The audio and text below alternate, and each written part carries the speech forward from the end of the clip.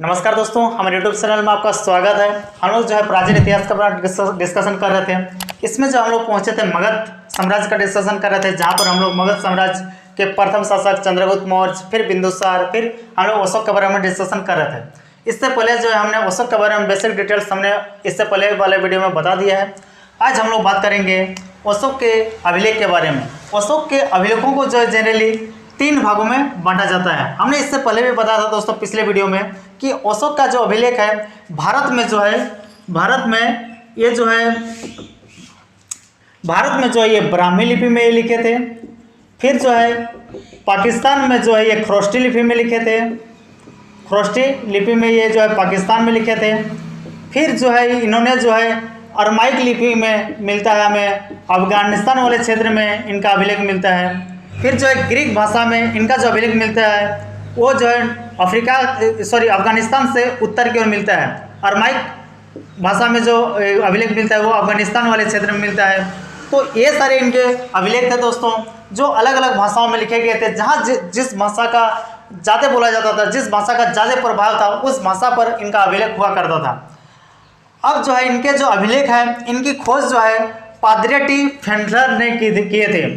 ये जो है इनके अभिलेख का खोज पादरी टी फेंथलर, ये जो है 1750 ईस्वी में इनके अभिलेख को खोजे थे। लेकिन उस वक्त अशोक के जो अभिलेख हैं इनको खोजा गया था, लेकिन पढ़ नहीं पाया गया था।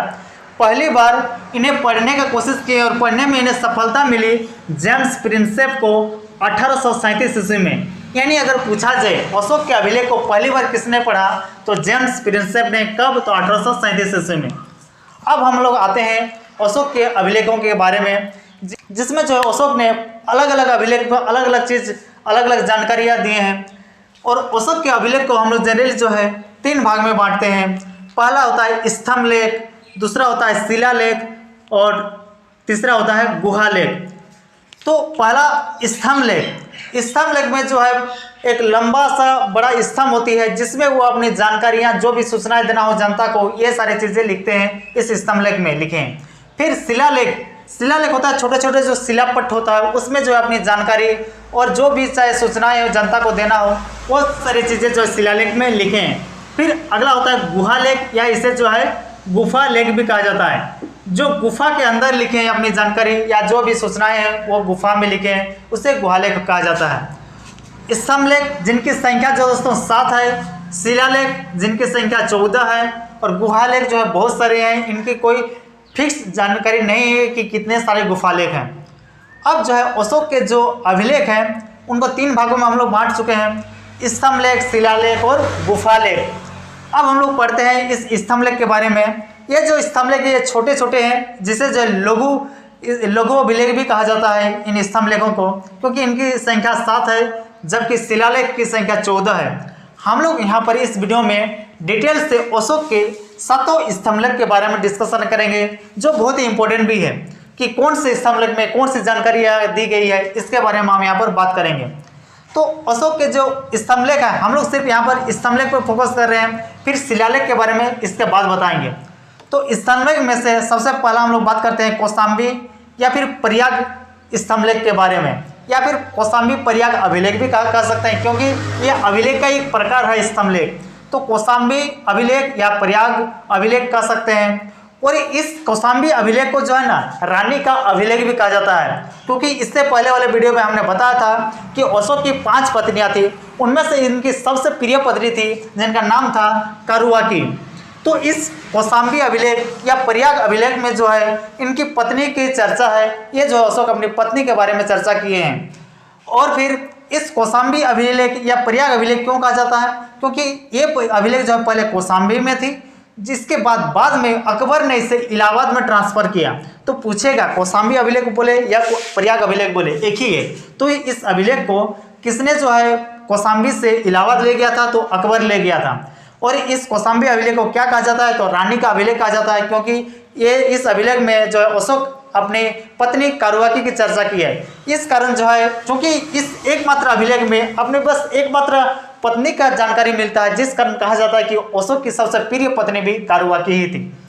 अगला हम लोग बात करते हैं दोस्तों रुमनदेह अभिलेख। ये रुमनदेह अभिलेख जो है नेपाल में स्थित है, नेपाल के लुम्बिनी में है। तो ये रुमंदे अभिलेख जो है अशोक का सबसे छोटा स्तंभलेख है। कह सकते हैं कि सबसे छोटा स्तंभलेख कौन कौन है, तो रुमंदे स्तंभलेख है। इसमें जो है अशोक अपने भू राजस्व से रिलेटेड यानी आर्थिक गतिविधियों से रिलेटेड बात की है, जिसमें इन्होंने बताया है कि इसने अशोक जो है अपने कार्यकाल के दौरान एक बार भगवान गौतम बुद्ध है उनके जन्म स्थल लुम्बिनी का भ्रमण किए थे, और उस वक्त जो है इन्होंने लुम्बिनी गांव के भू राजस्व का दर जो है पूरे इलाके में 1/10 कर दिया। फिर कुछ देर बाद देखा जाता है कि लुम्बिनी गांव का जो छोटा सा गांव था, उस लुम्बिनी गांव में जो है पूरी तरह से कर माफ कर दिए थे, यानी टैक्स फ्री, पूरे गांव में टैक्स फ्री कर दिए। इस बार आप लोगों का टैक्स यानी कर जो है कर नहीं लिया जाएगा।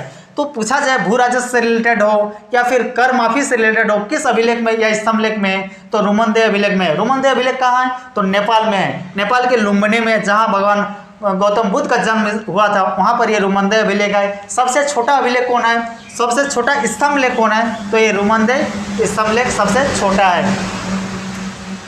अगला हम लोग बात करते हैं दोस्तों मेरठ अभिलेख या फिर दिल्ली अभिलेख कहा जाता है इसे, तो यानी दोनों नाम कहा जाता है, मेरठ स्तंभलेख कहे, दिल्ली अभिलेख कहे, दिल्ली स्तंभलेख कहे, एक ही है। क्योंकि दोस्तों ये अलग अलग नाम क्यों है, क्योंकि ये जो है अभिलेख है या स्तंभलेख है पहले मेरठ में थी, बाद में फिरोज शाह तुगलक के द्वारा इसे दिल्ली ट्रांसफर कराया गया।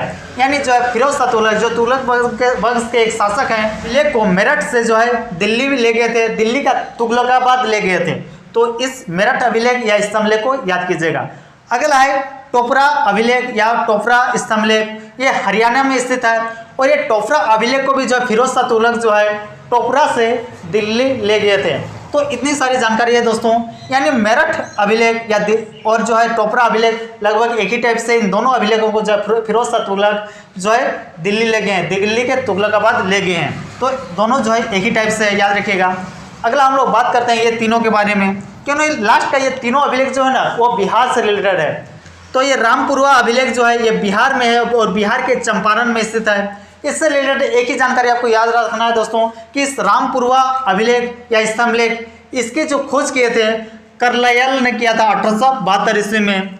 अगला फिर ये दोनों एक ही जैसा नाम है, लोरिया नंदनगढ़ या फिर लोरिया अरेराज, इसको कह सकते हैं लोरिया नंदन भी याद रख सकते हैं और लोरिया अरेराज भी कह सकते हैं। और ये लोरिया नंदनगढ़ और लोरिया अरेराज ये दोनों जो है बिहार के चंपारण में स्थित है। तो ये कह सकते हैं ये तीनों जो है बिहार के चंपारण में है। और लोरिया नंदनगढ़ से रिलेटेड एक चीज याद रखिएगा कि लोरिया नंदन में जो है मोर का चित्र बना हुआ है। तो ये पूछता है कि अशोक के किस स्तंभलेख में मोर का चित्र बना हुआ है, तो लोरिया नंदन में। अगला है लोरिया अरेराज, और लोरिया अरेराज भी बिहार के चंपारण में स्थित है। बस इतना याद रखना है इससे रिलेटेड कि ये बिहार में है। तो लास्ट का तीनों रामपुरवा, लोरिया नंदन और लोरिया अरेराज ये तीनों बिहार के चंपारण में स्थित है। रुमंदे अभिलेख सबसे छोटा अभिलेख है जिसमें भू राजस्व से रिलेटेड बात किए हैं, लुम्बिनी गांव में कर माफी टैक्स रिलेटेड बात किए हैं, कौशाम्बी अभिलेख या प्रयाग अभिलेख में जो है अपनी पत्नी कार्यवाही की चर्चा किए हैं। फिर मेरठ और टोपरा इन दोनों को एक साथ याद कीजिएगा, मेरठ अभिलेख और टोपरा अभिलेख जिसमें फिरोज शाह तुगलक जो इन दोनों को ट्रांसफर किए हैं कहाँ, दिल्ली ले गए हैं। बस इतनी है दोस्तों इसका इंपोर्टेंट स्तंभलेख के बारे में जो अशोक के प्रमुख स्तंभलेख है। अगला हम लोग बात करेंगे अशोक के प्रमुख जो शिलालेख हैं, इनकी संख्या है 14। तो इनमें से 14 का हम लोग डिस्कशन करेंगे, लेकिन हम बताएंगे कि इन 14 में से कौन जो इम्पोर्टेंट है। जैसे आप लोगों को पूछा जाता होगा कि अशोक का सबसे बड़ा शिलालेख कौन सा है, या अशोक जो है किस शिलालेख में कलिंग चर्चा किए हैं, इन सारी जानकारी आपको अशोक के शिलालेख में मिल जाएगी जिनकी संख्या 14 है। अगला हम लोग बात करेंगे अशोक के प्रमुख शिलालेख के बारे में। इससे पहले हमने बताया था अशोक के कुल जो है 14 शिलालेख है, और इस 14 शिलालेख में से कौन से इंपॉर्टेंट है आपके एग्जाम के दृष्टिकोण से ये भी हम आपको बताएंगे। लेकिन यहाँ पर हम लोग बात करते हैं इन 14 शिलालेख के बारे में सबसे पहले, और इम्पोर्टेंट की जानकारी आपको यहाँ पर देते जाएंगे।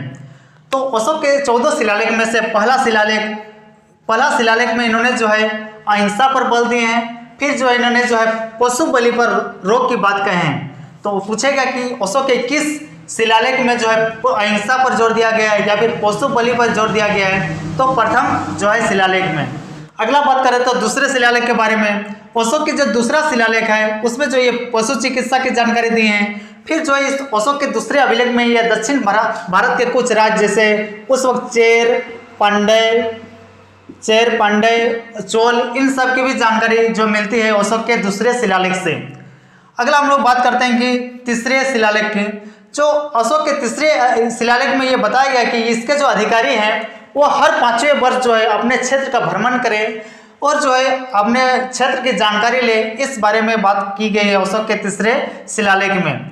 फिर अशोक का जो चौथा शिलालेख है जिसमें इन्होंने जो है भेरी घोष यानी युद्ध का मार्ग छोड़कर धम्म घोष यानी बुद्ध का मार्ग अपनाए, इस बात की जानकारी ये दिए हैं अशोक के चौथे शिलालेख में। यानी अशोक का जो चौथा शिलालेख है ये BBI हो जाता है और पूछा भी गया है कि अशोक के किस अभिलेख में जो है युद्ध की नीति को छोड़कर बुद्ध की मार्ग पर जाने की बात कही गई है। इस तरह के पूछे तो अशोक के चौथे शिलालेख में, या फिर कहा जाए कि अशोक के किस अभिलेख में भेरी घोष से धम्म घोष की चर्चा की गई है, तो उसके चौथे शिलालेख या चौथे अभिलेख में की गई है।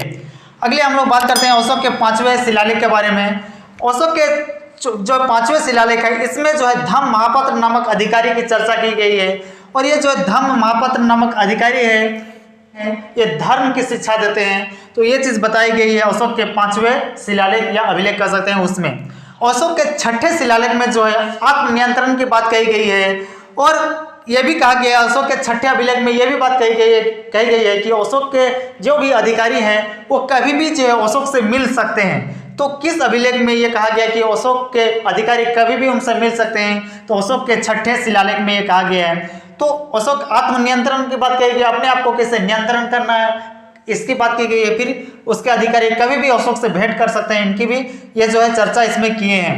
फिर जो है अशोक का 7वां अभिलेख जो है इसमें ये जो है सभी धर्मों के बीच आपसी समन्वय की बात कहें, क्योंकि इससे पहले हम बताए थे कि अशोक के पिताजी जो है आजीवक संप्रदाय के अनुयायी थे। आजीवक संप्रदाय की बात हमने किया था जिसमें कुछ स्टूडेंट ने ये कमेंट किया था कि ये कौन सा संप्रदाय है। तो ये आजीवक संप्रदाय उस वक्त जो है मोगली गौसल के द्वारा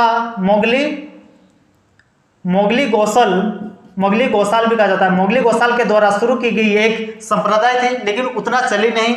इस कारण जो है ये आजीवक संप्रदाय कुछ देर बाद जो है खत्म हो जाती है। और इसके जो आजीवक संप्रदाय के अनुयायी थे जो है अशोक के पिताजी बिंदुसार, और उसके बाद देखा जाता है कि बिंदुसार के पिताजी चंद्रगुप्त मौर्य से जो इस मगध यानी कह सकते हैं कि ये जो मौर्य वंश के संस्थापक थे वो जैन धर्म के अनुयायी थे। फिर तो ये खुद जो है अशोक बौद्ध धर्म को अपनाते हैं। तो ये सभी धर्मों के बीच आपसी समन्वय मिलजुल के रहने की बात जो है अशोक अपने 7वें अभिलेख में किए हैं। क्योंकि जो है अशोक के 7वें अभिलेख में इसे धर्मों के से रिलेटेड बात की है, तो अशोक का सबसे बड़ा अभिलेख कौन सा है पूछे तो अशोक का 7वां अभिलेख जो है या 7वां शिलालेख जो है सबसे बड़ा है। तो इस बात को याद रखिएगा कि अशोक का सबसे बड़ा शिलालेख कौन सा है, तो शिलालेख ये जो है 7वां अशोक का 7वां शिलालेख अशोक का सबसे बड़ा शिलालेख है। क्यों है, क्योंकि इसने जो है इस शिलालेख में अशोक ने जो है धर्मों के बारे में बात की कि आप सभी धर्म आपसी समन्वय मिलाकर कैसे रहे, इसकी जानकारी दी है। फिर अगला हम लोग बात करेंगे अशोक के 8वें शिलालेख के बारे में। अशोक अपने 8वें जो है शिलालेख में धर्म यात्रा की चर्चा किए हैं और उसमें बताया कि अपने राज्याभिषेक के 10वें वर्ष ये गया का जो है यात्रा किए हैं, जबकि अपने राज्याभिषेक के 20वें वर्ष जो है लुम्बिनी जो गौतम बुद्ध का जो है जन्मस्थल था उनकी यात्रा किए हैं। तो अशोक के जो है धर्म यात्रा की चर्चा अशोक के 8वें शिलालेख में मिलती है। फिर अशोक का जब अगला शिलालेख है 9वां शिलालेख, इसमें जो है ये बताए हैं कि छोटे छोटे जो त्योहार हैं इन पर प्रतिबंध लगाए हैं। अशोक किन शिलालेख में जो है छोटे त्योहारों पर प्रतिबंध लगाया है, तो ये 9वें नंबर पर शिलालेख में। या फिर यह भी कहा गया है कि किस तरह से शिष्टाचार भेंट किया जाए, शिष्टाचार किन्हीं और से मिला जाए, यानी शिष्टाचार की बात की गई है अशोक के 9वें शिलालेख में। अगला हम लोग बात करते हैं 10वें शिलालेख के बारे में। 10वें शिलालेख में अशोक ने यह आदेश दिया है कि अशोक यानी खुद राजा या इसके जितने भी उच्च अधिकारी है ये सभी जो है प्रजा हित में सोचे, प्रजा हित में कार्य करें, ये बताया गया है अशोक के 10वें जो है शिलालेख में। अगला जो है अशोक के 11वें शिलालेख की बात करेंगे तो जिसमें चर्चा किया गया कि धर्म की व्याख्या की गई है।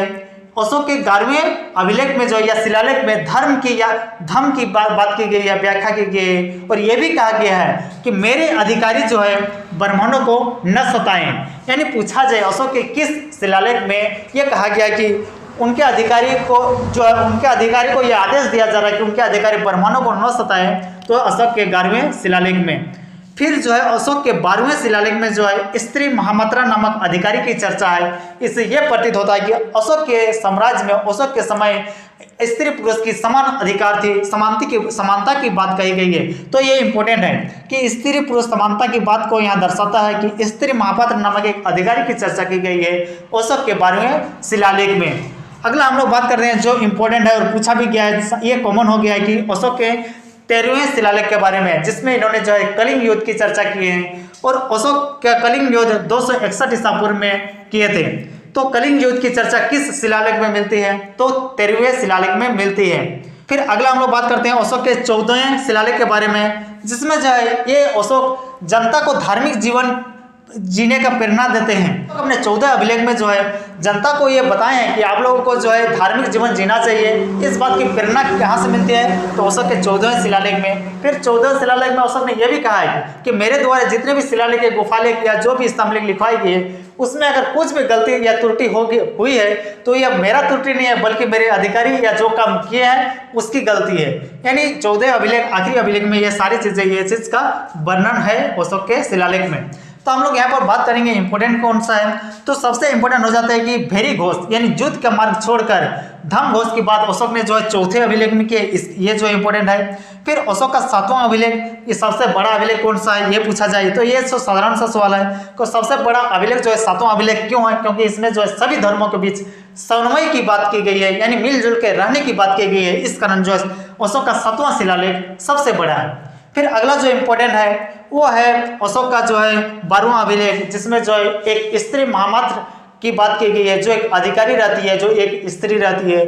फिर अशोक का जो 13वां अभिलेख है या शिलालेख है, जिसमें कलिंग युद्ध की चर्चा की गई है, जो अपने राज्याभिषेक के 8वें वर्ष बाद यानी 261 ईसा पूर्व में कलिंग पर भयानक जो नरसंहार हुई थी उसके चर्चा किए हैं और उसके बाद जो है अशोक बौद्ध धर्म को अपनाते हैं। फिर अशोक का आखिरी और 14वां जो शिलालेख है उसमें वो जनता को प्रेरणा देते हैं कि आप लोग जो अपने मनचाहा धर्म अपना सकते हैं और अपने धर्म की ओर वो जो है जाने की प्रेरणा देते हैं अशोक अपने 14वें शिलालेख में। फिर ये भी बताते हैं कि अगर कुछ भी गलती हो गई है तो मेरा इस लिखने में अगर कुछ गलती हो गई है या तो वो मेरा गलती नहीं बल्कि उस अधिकारी का गलती है। अगला हम लोग बात करते हैं इन सबको छोड़कर अशोक के अन्य जो प्रमुख अभिलेख है उनका हम लोग बात करते हैं। उसमें से एक पूछा जाता है सर-ए-कुना अभिलेख। सर-ए-कुना अभिलेख ये एकमात्र ऐसा अभिलेख है जो द्विभाषी अभिलेख है। पूछेगा अशोक का कौन सा अभिलेख द्विभाषी है? तो सर-ए-कुना अभिलेख ये जो है अरमाइक और ग्रीक भाषा में है। अरमाइक और ग्रीक दोनों भाषाओं में है और ये अफगानिस्तान में है सर-ए-कुना अभिलेख। इस कारण ये इंपॉर्टेंट है कि पूछेगा अशोक का कौन सा अभिलेख द्विभाषी अभिलेख है? तो सर-ए-कुना अभिलेख जो अफगानिस्तान में था वो किन किन भाषाओं में था? तो अरमाइक और ग्रीक भाषा में। अगला जो इंपॉर्टेंट अभिलेख है वो है शाहबाजगढ़ा और मानसेहरा, और एक है मानसेहरा। शाहबाजगढ़ा और मानसेहरा ये दोनों जो अभिलेख है ये पाकिस्तान में है, और इम्पोर्टेंट क्यों है? और ये अभिलेख जो है खरोष्टी लिपि में है। तो हमने इससे पहले बताया था कि अशोक के साम्राज्य में 4 लिपियों में लिखा गया था जितने भी अभिलेख हैं और शिलालेख हैं इन सबको। इसमें जो सर-ए-कुना अभिलेख जो द्विभाषी है ये अरमाइक और ग्रीक भाषा में लिखी गई थी, जबकि शाहबाजगढ़ा और मानसेहरा अभिलेख जो है ये पाकिस्तान में दोनों है और ये जो अभिलेख है ये खरोष्टी लिपि में लिखवाई गई थी। ये सारे थे दोस्तों अशोक के प्रमुख शिलालेख के बारे में। हमारा टॉपिक रहेगा दोस्तों अशोक के बारे में, जो आखिरी टॉपिक रहेगा जिसमें हम लोग उस अशोक के समय जो सामाजिक स्थिति थी, राजनीतिक स्थिति थी, आर्थिक स्थिति थी, इसका बारे में हम लोग बात करेंगे कि मौर्य काल के पतन का कारण क्या था। फिर जो है मौर्य वंश के आखिरी शासक का हम लोग डिस्कशन करेंगे। तो तब तक के लिए हमारे यूट्यूब चैनल में बने रहेगा। धन्यवाद।